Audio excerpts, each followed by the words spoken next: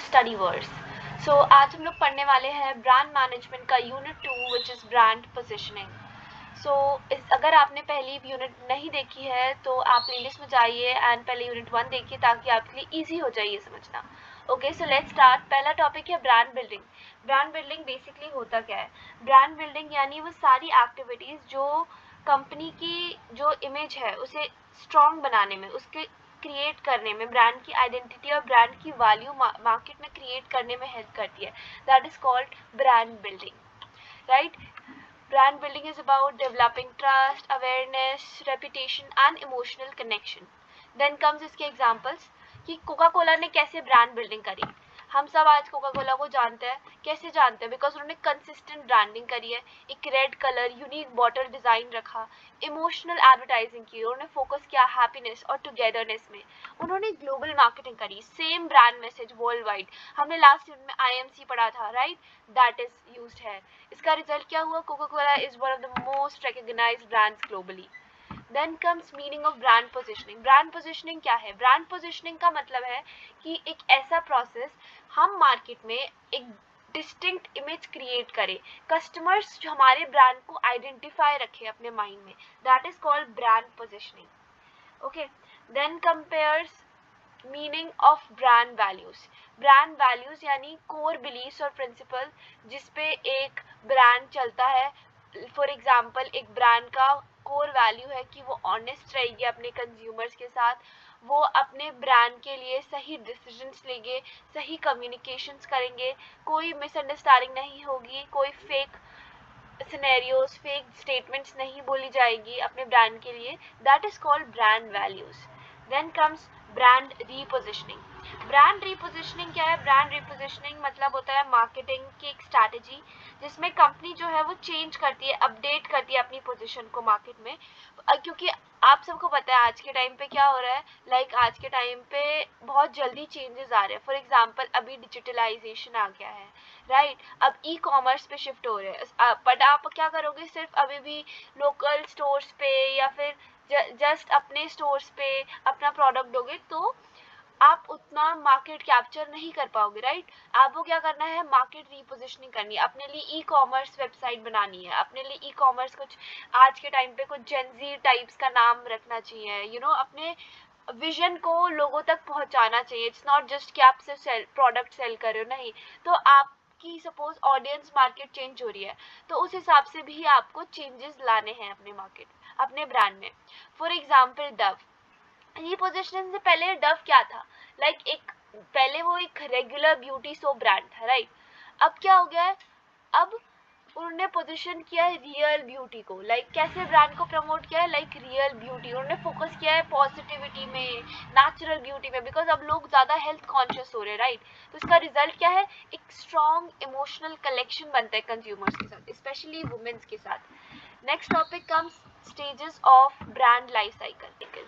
सो सबसे पहला स्टेप होता है इंट्रोडक्शन स्टेज, जिसमें कि प्रोडक्ट जो है वो मार्केट में न्यू इंट्रोड्यूस होता है, तो हमें ज़्यादा पैसे कहाँ खर्च करने होते हैं? मार्केटिंग और प्रमोशनल चीज़ों में।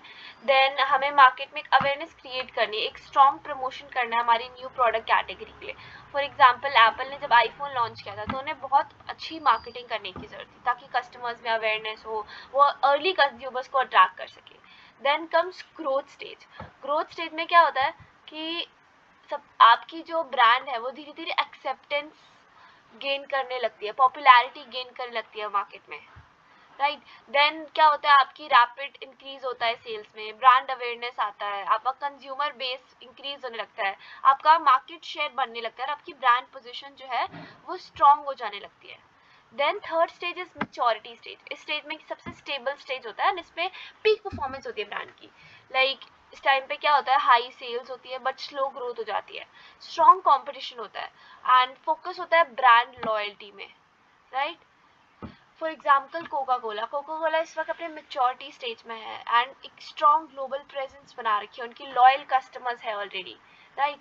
Fourth stage is decline stage. Decline stage यानी इस स्टेज में क्या होता है, आप धीरे धीरे अपनी पॉपुलैरिटी लूज करने लगते हो, आपकी सेल्स डिक्रीज होने लग जाती है, आपकी कंज्यूमर प्रेफरेंसेस चेंज होने लग जाते हैं। बिकॉज क्या होता है, मार्केट में न्यू न्यू चीज़ें आ गई है या आपको कॉम्पिटिशन बहुत बढ़ गया है आज के टाइम पे, और ये भी हो सकता है कि लोग आपके प्रोडक्ट से अब बोर होने लग गए हैं, राइट। सो ऐसे कुछ भी हो सकता है। देन कम्स फिफ्थ स्टेज, ये एक ऑप्शनल स्टेज है, विच इज कॉल्ड रिवाइवल और रीपोजिशनिंग स्टेज। इस स्टेज में क्या होता है, ब्रांड जो है अपने आप को ऑब्सोलीट नहीं करना चाहते, वो रिवाइव करते हैं, वो न्यू इनोवेशंस करते हैं, रीपोजिशनिंग करते हैं, न्यू प्रोडक्ट्स या new features, new design launch करते हैं, रीब्रांडिंग करते हैं, रीपोजिशनिंग करते हैं, न्यू टारगेट करते हैं, न्यू कस्टमर्स को टारगेट करते हैं, स्ट्रॉन्ग मार्केटिंग कैंपेन्स बनाते हैं। फॉर एग्जाम्पल आपने देखा होगा कोका कोला ऑब्सोलीन हो सकता था, बट उन्होंने क्या किया, टाइम के साथ देखा लोग अब हेल्थ कॉन्शियस हो रहे हैं, उन्होंने डाइट कोक निकाला, राइट। एप्पल ने टाइम के साथ इनोवेट करता है, राइट। जैसे आईफोन पे लॉन्च किया था, आज वो आईफोन 17 प्रो मैक्स सब लॉन्च कर चुके हैं, तो वो क्या कर रहे हैं, वो रीपोजिशनिंग कर रहे हैं, right. Then comes the term brand personality. Brand personality क्या होता है? Brand personality is the set of human characteristics which are attributed to a brand based on communication, behavior, customer experience, like human characteristics, the term which you need to learn. Okay. So इसका basically मतलब ये होता है कि for example आपने सुना होगा Mercedes Benz, right? Mercedes brand Benz सुन के आपको क्या याद आता है, लाइक क्या पर्सनालिटी होती है उससे, luxurious, elite, powerful, you know, high status, prestige, success, तो ये सारी human character, this is called brand personality, right. Then comes brand image. Brand image का ओवरऑल मतलब है कि लोगों के मन में आपके ब्रांड का क्या परसेप्शन है, क्या impression, that is called brand image, very simple, ठीक है। फॉर एग्जाम्पल हमने दे रखा है यहाँ पे टेस्ला का, टेस्ला सुनते ही आपके ब्रांड में क्या आएगा, ओके, इनोवेटिव, फ्यूचरिस्टिक, आपने देखा होगा उसकी कार्स लाइक कि बिना ड्राइवरलेस कार्स होती है, you know, AI driven cars होती है उनकी। देन इको फ्रेंडली ट्रांसपोर्टेशन है उनका, लाइक यू नो वो इलेक्ट्रिक कार्स यूज करते हैं, हाई टेक लग्जरी ब्रांड है, right. Then comes importance of brand image. It influences buying decisions definitely. Then it builds trust and loyalty. Customer prefers brand they trust. Competitive advantage, strong image helps a brand stand out. Then comes like कि क्या होता है इसका मतलब कि brand image से क्या होता है, लाइक उससे क्या होगा, आपके लॉयल कस्टमर्स बनेंगे, कॉम्पिटिटिव एडवांटेज मिलेगा, आप बाकी ब्रांड्स के आगे स्ट्रांगली खड़े रहोगे अगर आपकी अच्छी ब्रांड इमेज है, आपको प्रीमियम प्राइसिंग को सपोर्ट कर सकते हो, लाइक लोग सपोज रॉलेक्स का एग्जांपल हमने लिया था, यू नो, लाइक अगर आप प्रीमियम प्राइस भी होगा तो पीपल भी लाइक, ओ इसका तो ब्रांड इमेज अच्छा है, ये तो बहुत अच्छा ब्रांड है, ये ज्यादा भी लेगा, तो people are willing to pay, long term success होती है एक secondly, okay. So these are the example of brand image. For example आपने मैकडोनल्ड्स तो सुना ही होगा, राइट। मैकडोनल्ड्स वर्ल्ड वाइड इतना सक्सेसफुल है, इतने लॉन्ग टर्म से वर्ल्ड वो चल रहा है, क्यों चल रहा है, बिकॉज उनका ब्रांड इमेज बहुत अच्छा है। अब अगर खाने जाते तो पहला नाम क्या आएगा, McDonald's, right. So that is called brand image, okay. Thank you very much for watching this video.